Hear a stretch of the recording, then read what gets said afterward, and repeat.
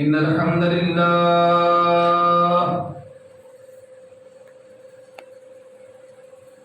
نحمده ونستعينه ونستغفره ونعوذ بالله من شرور أنفسنا ومن سيئات أعمالنا من يهده الله فلا مضل له ومن يضلل فلا هادي له أشهد أن لا إله إلا الله وحده لا شريك له وأشهد أن محمدا عبده ورسوله أرسله الله بالحق بشيرا ونذيرا وداعيا إلى الله بإذنه وسراجا منيرا اللهم صل على محمد وعلى آل محمد كما صليت على إبراهيم وعلى آل إبراهيم إنك حميد مجيد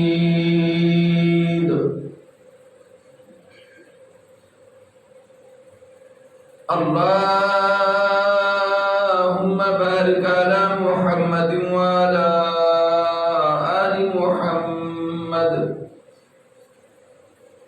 كما باركت على إبراهيم وعلى آل إبراهيم إنك حميد مجيد أما بعد فإن خير الحديث كتاب الله وخير الهدي هدي محمد صلى الله عليه وسلم وشر الأمور محدثاتها وكل محدثة بدعة وكل بدعة ضلالة وكل ضلالة في النار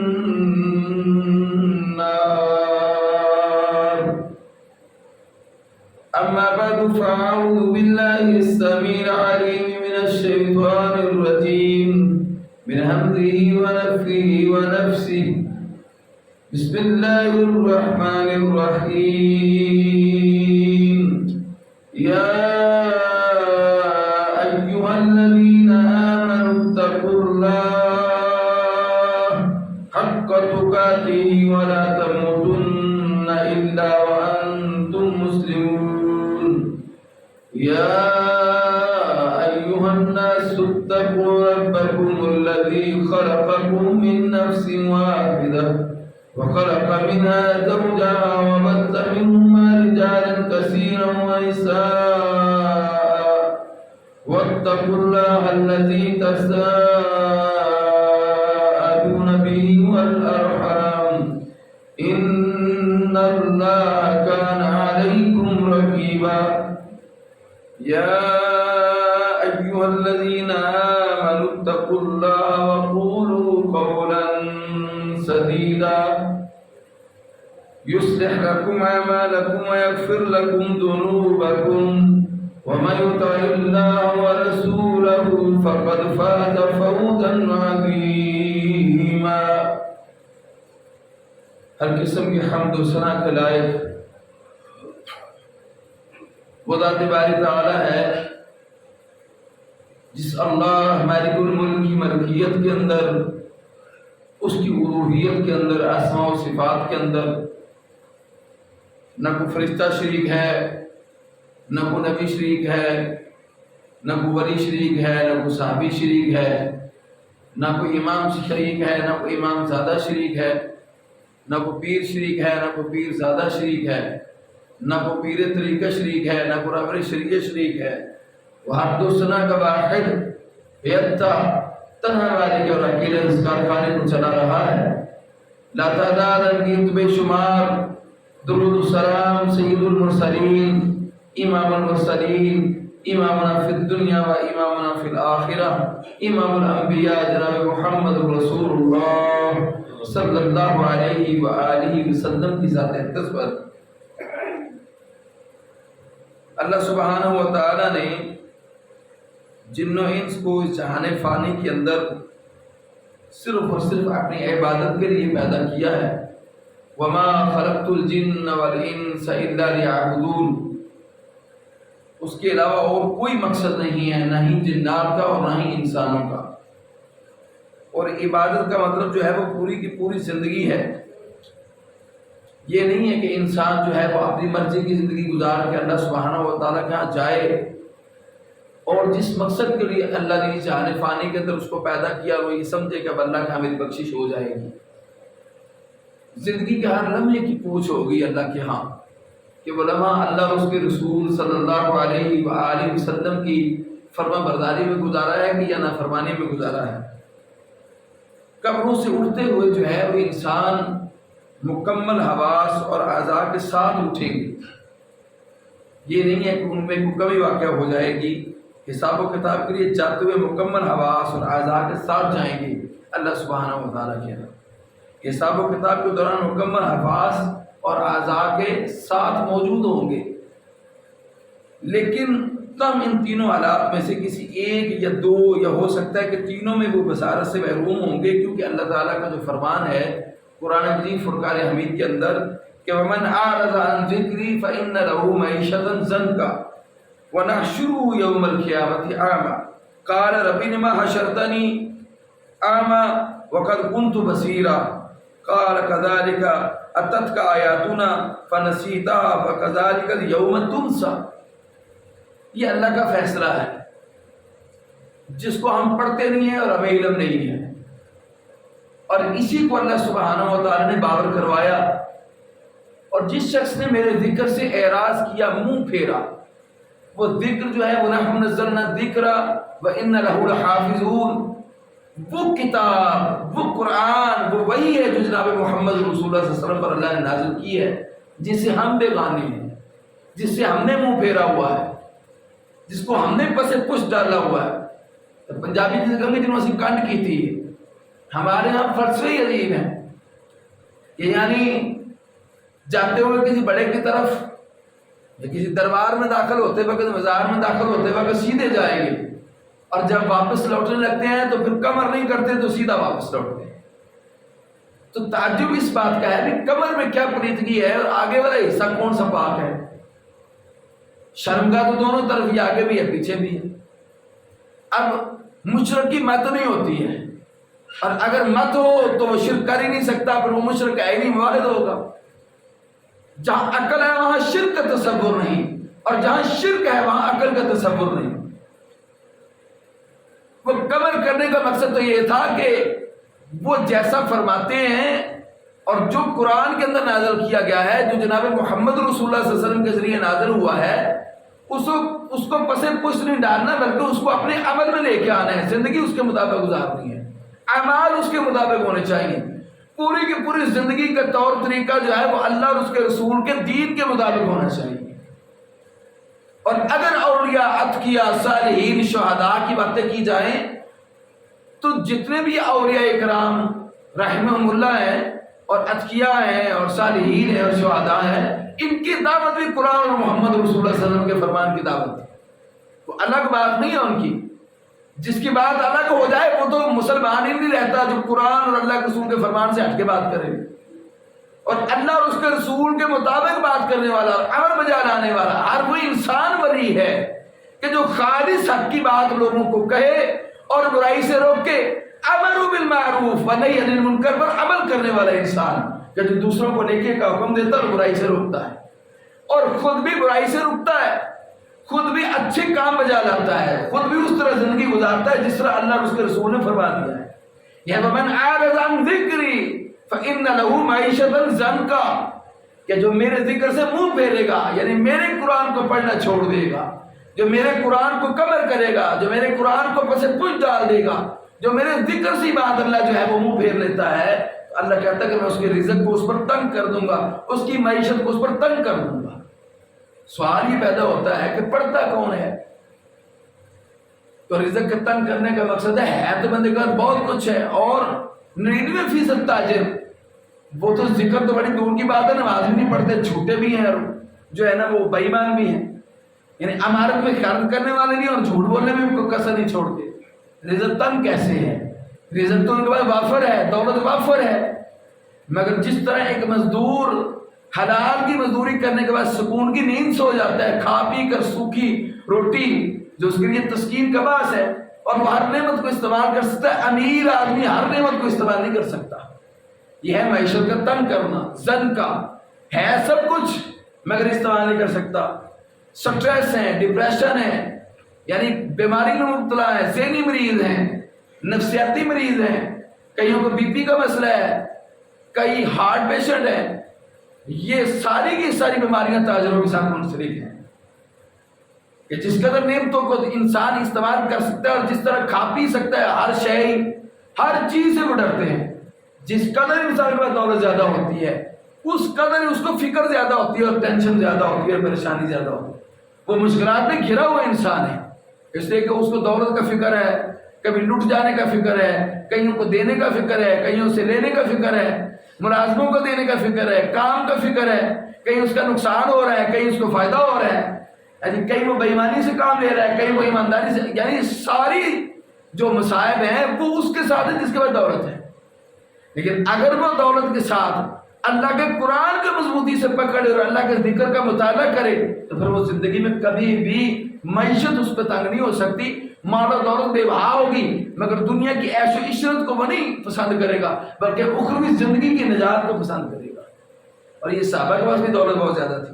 فرمایا وَنَحْشُرُهُ يَوْمَ الْقِيَامَةِ أَعْمَى، یعنی ہوش و آواز کے ساتھ، تمام اعضاء کے ساتھ، تمام جوارے کے ساتھ، جتنا بھی جسم کے اعضاء ہیں سارے سلامت ہوں گے، مگر یہاں اللہ فرما رہے ہیں کہ وہ قیامت والے دن اندھے اٹھائے جائیں گے قبروں میں سے، آنکھیں ہیں مگر نظر نہیں آ رہا ہوگا، اور وہ کہیں گے قال رب لما حشرتنی اعمی وقد كنت بصیرا، وہ کہیں گے اے ہمارے رب، اے میرے رب، تو نے مجھے اندھا کر کے کیوں اٹھایا ہے، کیوں تو نے مجھے اندھا کر دیا ہے؟ اس لیے دنیا میں تو میں خوب دیکھنے والا تھا، بصیرہ کا معنی خوب، ایک ہوتا ہے انظر کا معنی دیکھ رہا ہے، ایک سب بصیر شخص جو دور اندیش ہے، جس کی نگاہ بہت گہری ہے، دور تک اس کی نگاہ کی رسائی ہے، کہ ہم تو دنیا میں خوب دیکھنے والے تھے۔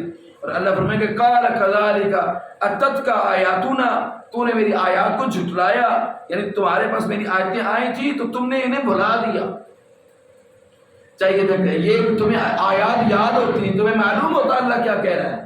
فرمایا کہ قال كذلك اتتك آیاتنا فنسیتها فكذلك اليوم تنسى، اللہ کہتا آج کے دن میں اللہ نے تجھے بھلا دیا ہے، دنیا میں تو نے مجھے بھلا دیا تھا، آج میں نے تجھے بھلا دیا، مجھے پتہ ہی نہیں کہ تو میرا بندہ ہے، اس لیے اللہ سبحانہ وتعالیٰ اس کو اندھا اٹھائیں گے۔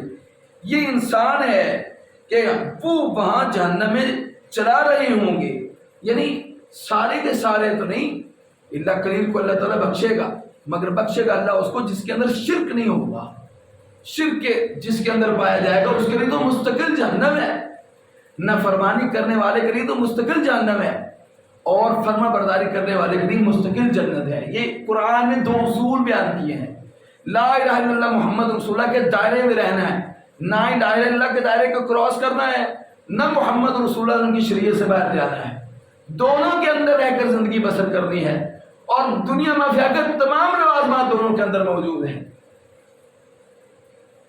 اس لیے فرمایا دل کا حدود اللہ، یہ اللہ کی حدود ہیں، لیمٹس ہیں،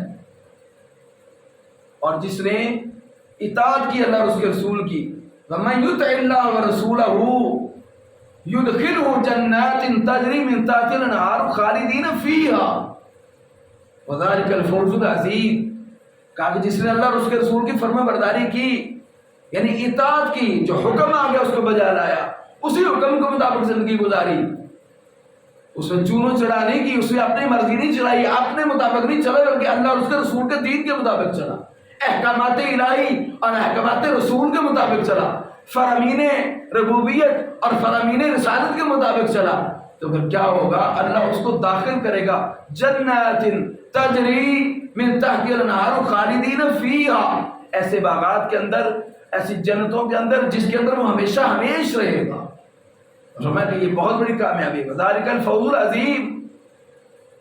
اور فرمایا کہ ومن یتعدی حدود اللہ، اور اس کے بعد ہے ومن یعص اللہ ورسولہ، جس نے اللہ اور اس کے رسول کی نافرمانی کی، ومن یتعدی حدودہ، اور پھر اس نے حدوں کو پار کیا، جو حد اللہ نے مقرر کر دی تھی اس حد کی بغاوت کی اور سرکشی کی، پھر کیا ہوگا؟ یدخلہ نارا خالدا فیہا، پھر اللہ نے اعلان کیا کہ وہ مستقل جہنمی ہے، اللہ اس کو مستقل جہنم رسید کرے گا، ہمیشہ ہمیشہ کے لیے جہنم میں رہے گا۔ اور کیا ہوگا؟ فرمایا کہ اس کے لیے عذاب علیم، عذاب مہین، ذلیل کر دینے والا اللہ اس کو عذاب دے گا۔ اس سے بڑی ذلت کیا ہے؟ پوری کائنات، فکیف اذا جمعناہم لیوم لا ریب فیہ ووفیت کل نفس ما کسبت وہم لا یظلمون، کہ اللہ جمع کرے گا، فکیف اذا جمعناہم، بس کیسا ہوگا وہ دن؟ اذا جمعناہم، جب اللہ جمع کرے گا ان کو، لا ریب فیہ، فرمایا اس دن میں کوئی شک نہیں ہے، ووفیت کل نفس ما کسبت وہم لا یظلمون، پورا پورا اللہ بدلہ دے گا، ووفیت کل نفس، ہر نفس کو، ہر جان کو، ما کسبت، جو اس نے کمایا ہوگا، اعمال کا جو بی ہم نے بویا ہے، اور وہی فصل ہم کاٹیں گے قیامت والے دن۔ اعمال جو ہم نے بجا لائے ہیں انہی کا بدلہ قیامت والے دن ملے گا، جو ہم کر رہے ہیں اسی کا بدلہ ہمیں دیا جائے گا۔ اور یہ مثالیں ہیں، جیسا کرو گے ویسا بھرو گے، جو بو گے وہ سو کاٹو گے، جیسی کرنی ویسی بھرنی، جو انسان کرے گا اس کا اللہ ناپ تول میں پورا بدلہ دے گا۔ اور اللہ فرماتے ہیں وَهُمْ لَا يُظْلَمُونَ، ظلم نہیں کیے جاؤ گے۔ اللہ کسی کے ساتھ ظلم کرے گا؟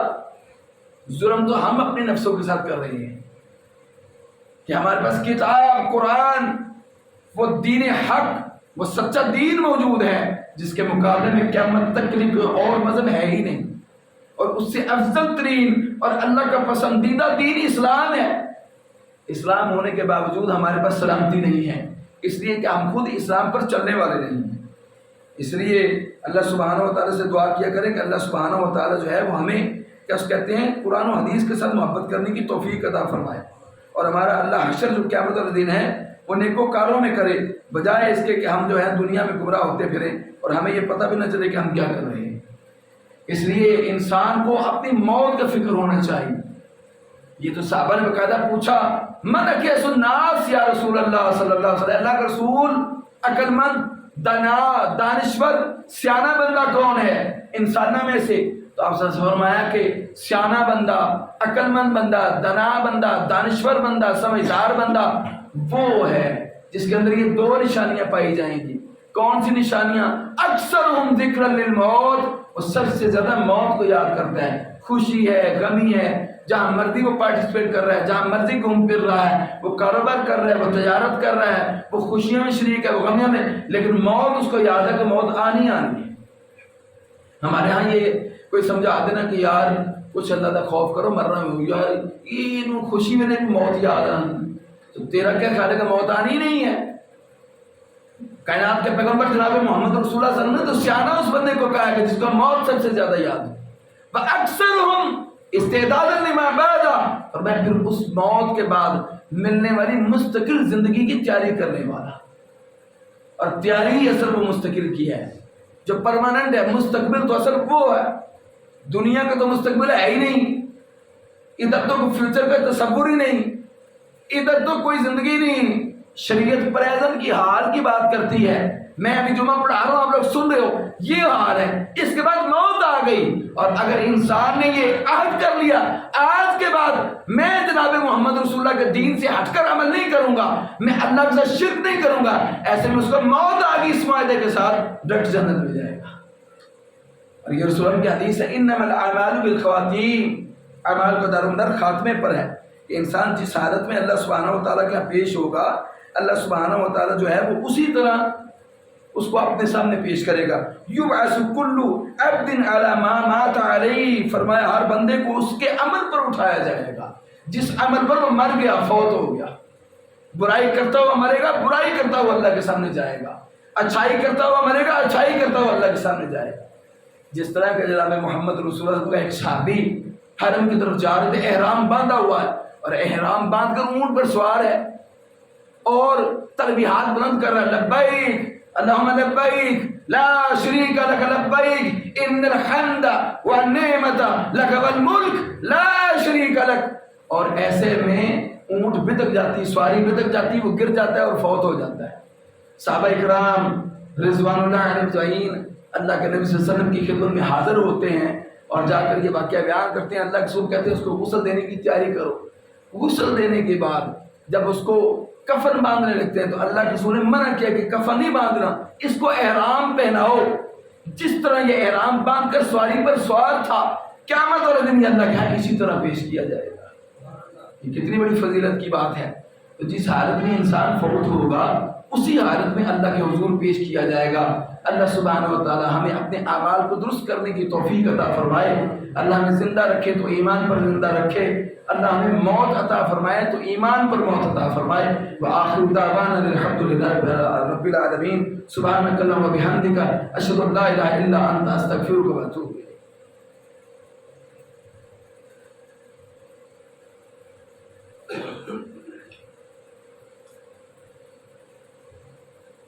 إن الحمد لله نحمده ونستعينه ونستغفره ونعوذ بالله من شرور أنفسنا ومن سيئات أعمالنا. من يهده الله فلا مضل له ومن يضلل فلا هادي له. أشهد أن لا إله إلا الله وحده لا شريك له وأشهد أن محمدا عبده ورسوله. اللهم صل على محمد وعلى آل محمد كما صليت على إبراهيم وعلى آل إبراهيم إنك حميد مجيد. اللهم بارك على محمد وعلى آل محمد كما باركت على إبراهيم وعلى آل إبراهيم إنك حميد مجيد. بات یہ ہے کہ دن گزارے یا رات گزارے، زندگی جو بیتے گی اس کا محاسبہ ہونا ہے اللہ کے ہاں. خطبے کا جو مقصد ہے وہ یہ ہے، جو ہم یہ تقریر سن رہے ہیں، یہ جو میں خطبہ بیان کر رہا ہوں، اس کا خلاصہ یہ ہے کہ انسان جس حالت میں مرے گا اسی حالت میں اللہ کے سامنے پیش کیا جائے گا. ہر لمحے اس چیز کی فکر ہونی چاہیے کہ میں کس حالت میں جا رہا ہوں، اور یہ نہ ہو کہ میری موت ہو جائے تو اللہ سبحانہ و تعالیٰ کا میں کیا جواب دوں گا اور کس طرح میں پیش کیا جاؤں گا. انسان جو ہے نا، یہ قد افلح من زکا، یقیناً کامیاب وہ ہے جس نے تزکیہ کیا. اور تزکیہ کا معنی اپنی ذات کو اگر اس نے پاک کیا ہے تو وہ پاک دوسروں کے لیے ہے. لوٹا مسلح پکڑ کر تصویر پکڑ کر بالکل یکے تنہا بیٹھ گیا، وہ بھی مجرم ہے اللہ کے ہاں، اس کو اللہ سب سے پہلے تباہ کرے گا.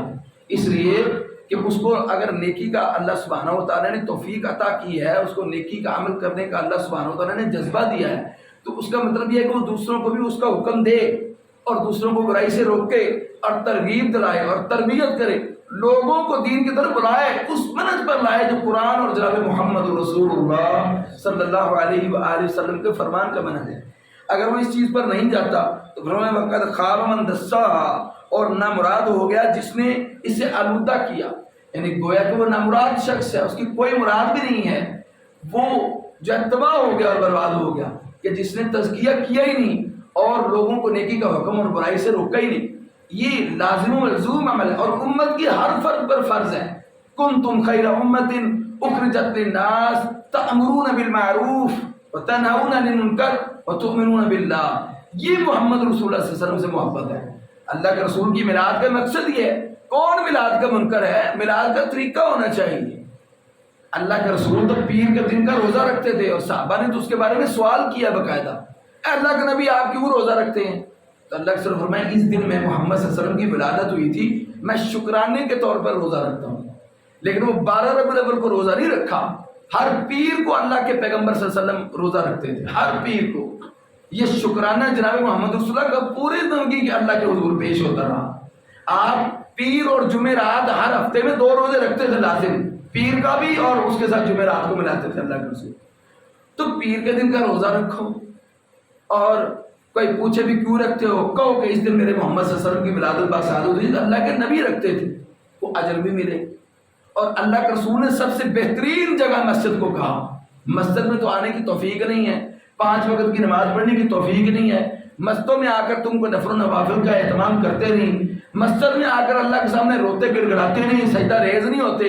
اور نبی مکرم صلی اللہ علیہ وسلم کے متعلق تو یہ مشہور اور صحیح روایات ہیں کہ اللہ کے رسول کو جب خوشی ہوتی تو اللہ کے رسول خر سجدن سجدے میں گر جاتے اللہ کے سامنے. اللہ کے رسول کو پریشانی ہوتے آپ صلی اللہ علیہ وسلم تب بھی مسجد میں چلے جاتے اور اللہ کے سامنے سجدے میں گر جاتے.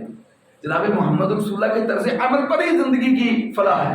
یہ نہ آپ سمجھے کہ کامیابی جو ہے جس طرح ہمارا دین ہے اور بازاروں کو سجا کر بازاروں کے اندر اور گلیوں کوچوں میں جا کر اتنی بڑی پاک ہستی کا نام لینا بھی جائز ہے. اللہ کے رسول نے بہترین جگہ مسجد کو اور بدترین جگہ جناب محمد رسول اللہ نے بازار کو کہا. اب یہ جو بازار ہمارے ہیں آپ کو لگتا ہے کہ یہ بازار اس قابل ہے کہ وہاں اللہ کے نبی صلی اللہ علیہ وسلم کی صدائیں بلند کی جائیں، جہاں بے پردہ عورتیں ہیں اور وہ بے پردہ عورتیں ایسی ہیں جن کو اللہ کے رسول نے برہنہ کہا حدیث میں آیا کہ اللہ کے رسول نے یہ ننگی ہیں. اور کیا ہے جی کہ پردہ کوئی نہیں کیا اور لباس ایسا پہنا ہو کہ پہنا نہ پہنا برابر ہے. غیرت مند مسلمان دیکھیں کہ ماؤں بہنوں بیٹیوں کو باہر گھما پھرا رہے ہیں معذرہ، اور رات کو وہ عید الفطر عید الاضحیٰ جو دونوں عید صبح کی عیدیں ہیں جن کی نماز بھی ہے خطبہ بھی ہے، اب یہ عید ہے تو رات کی عید ہے. نہیں کیسی دیکھیں تماش بینی ہے ان کی معاذ اللہ کہ نبی مکرم صلی اللہ علیہ وسلم کی بھی اگر عید کو منانا ہے تو اس کو دن کے ٹائم رکھو. کوئی سمجھ آئے کہ دین کا جزو ہے کہیں نہ کہیں کہ نہیں ہے. اب رات کو جو نکلنا اور راتوں کو پھرنا اور گھومنا یہ بتاؤ اوباش اور کفروں کا کام ہے، مسلمانوں کا کام نہیں ہے. یہ شعار تو مسلمانوں کا ہے نہیں. جناب محمد رسول اللہ کی حدیث ہے اور پوری دنیا کے مکاتب فکر یہ احادیث اپنے ممبر پر بیان کرتے ہیں کہ اللہ کے نبی نے فرمایا کہ عشاء کی نماز پڑھ کے سو جاؤ. کہاں حکم ہے کہ اللہ نے فرمایا عشاء کی نماز پڑھ کے جاگو؟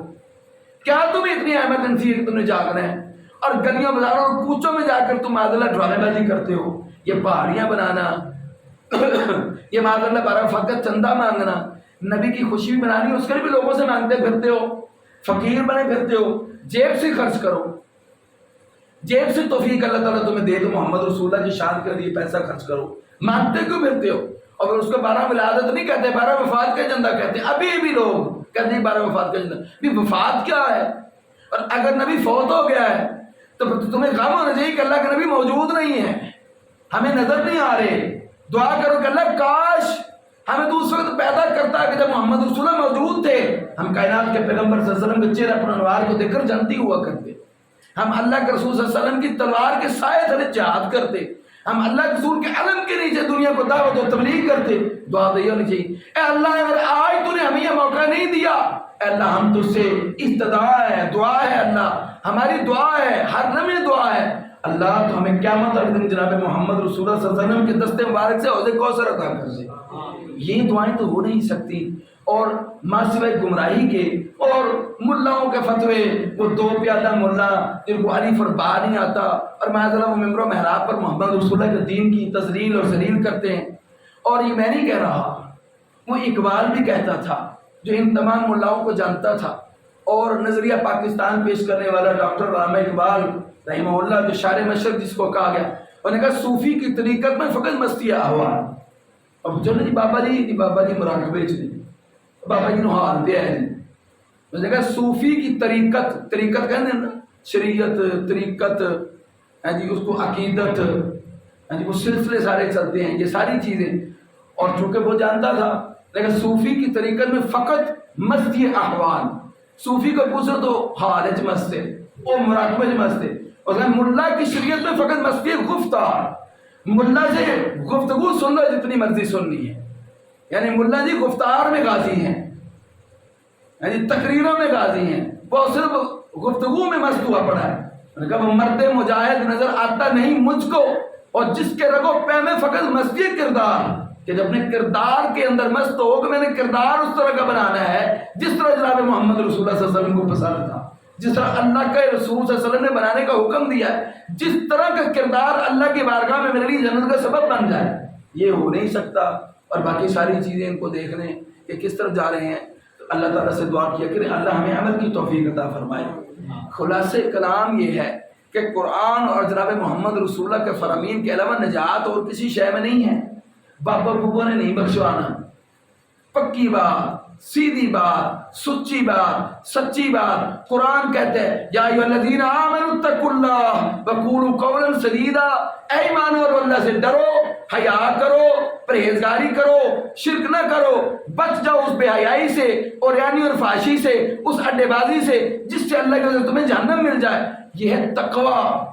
تقوی جس کے اندر شرک نہیں ہے وہ پرہیزگار ہوگا، وہ گندگی میں نہیں جائے گا، وہ بے ایمان نہیں ہوگا، وہ جھوٹا اور فراڈیا نہیں ہوگا، وہ زانی اور نوشے باز نہیں ہوگا، وہ دغاباز اور جواریا نہیں ہوگا، وہ خالص ایمان والا ہوگا۔ اور اللہ نے فرمایا کہ پھر کیا ہوگا کہ تم اگر اللہ سے ڈرو گے پھر تمہارے لیے ایک حکم ہے اللہ کا، وَقُولُوا قَوْلًا سَدِيدًا، سیدھی بات کر، کھری بات کر، سچی بات کر، سچی بات کر، وہ بات کر تیری بات میں اثر ہو، سامنے والے کو سمجھ آ جائے کہ یہ بات صحیح کر رہا ہے۔ اور اگر تیری کھری بات ہوگی پھر اللہ دو انعامات عطا کرتا ہے، وہ کہتا ہے یصلح لکم اعمالکم، تمہارے سارے کے سارے اعمال کی اصلاح کر دے گا، تمہارے سارے کے سارے اعمال کو درست کر دے گا۔ ایویں جی میں روڑی پا کے تے مزدور اون دے اوتے ماردا نہیں، او کی ہو کہندے نے جی دموسا، اس طرح اللہ تیرے حالات کو سنوار دے گا، اس طرح پتھر کر دے گا، ساری سطح کو ہموار کر دے گا اور تیری اتنی زندگی بہترین ہو جائے گی۔ اس کے بعد وَيَغْفِرْ لَكُمْ ذُنُوبَكُمْ، اللہ تیرے گناہوں کو بخش دے گا۔ کیوں بخش دے گا؟ قولوا قولا سدیدا، سیدھی کھری بات کر، سچی بات کر، غلامیں نہ پابندیاں، ادھر ادھر کی دغابازی کی باتیں نہ کر، بابوں اور پکھنڈیوں کی باتیں نہ کر۔ نہ ہی حقیقی بابا جو قرآن حضور کے ماننے والا وہ کبھی بھی کسی کو غلط راہ دکھا ہی نہیں سکتا، اور جو غلط راہ دکھا دے وہ کبھی محمد رسول اللہ کے ماننے والا ہو نہیں سکتا۔ سمجھ آ رہی کہ نہیں آ رہی؟ اس لیے ان کے چنگل سے نکل کر قرآن حضور علیہ صاحب کے فرامین کی طرف آ جاؤ اس پخنڈ بازی سے۔ اور ملا نے تو گفتار کرنی ہے، پھر تحقیق کیا کرو، کاپیاں پینسلیں لے کے آیا کرو، لکھ لیا کرو میرے خطبے کو، اس کے بعد میرے ساتھ سوال و جواب کی نشست کر لو، اللہ کے حکم سے قرآن اور محمد رسول اللہ کے دلائل سے آپ لوگوں کو ثابت کروں گا۔ یہ نہیں ہوتا بندے تم سنی تو نہ سنی ایک برابر ہو گئی، ویلے آئے ویلے ٹر گئے، پتہ ہی نہیں کیا ہے، کورے کے کورے باہر، عمل میں کوئی شے نہ آئی، خطبے کا کوئی فائدہ نہیں ہے، جمعے کا کوئی فائدہ نہیں ہے۔ جمعے کا فائدہ یہ ہے جو قرآن اور حضور علیہ السلام کے فرمان کی بات سن لی جائے اس پر پھر انسان جو ہے وہ قائم ہو جائے کہ اب میں آج کے بعد، ابھی کے بعد اگر مجھے موت آ گئی، اس موت سے پہلے میں زندہ رہوں گا قرآن اور جناب محمد رسول اللہ کے فرمان کے مطابق۔ یہ دین ہے، اس دین کا نام دین ہے، یہ دین ہے جناب محمد رسول اللہ صلی اللہ علیہ وسلم کا، یہ اعمال ہے۔ یہ نہیں ہے نعرے لگا لو، نمازیں پڑھو نا، قرآن پڑھو نا، آتا جاتا کچھ نہیں ہے، نعتیں پڑھ لو، ادھر چلے جاؤ ادھر چلے جاؤ، نوشر بازی کرو، بازاروں میں نکل جاؤ، ہوٹنگ کرو، ہاں جی ویڈیوز بناؤ اور لوگوں کی ماؤں بہنوں بیٹیوں کو تاکو اور جو ہے نا ہوٹنگ کرو۔ یہ کون سا دین ہے؟ ظالموں کچھ تو باز آ جاؤ، کچھ تو نبی کی عزت کو باقی رہنے دو۔ کافروں پر کیچڑ اچھالنے والے مسلمان خود غیر سے مرتے کیوں نہیں ہیں؟ یہ محمد رسول اللہ کا دین ہے، یہ اللہ نے شریعت نازل کی ہے۔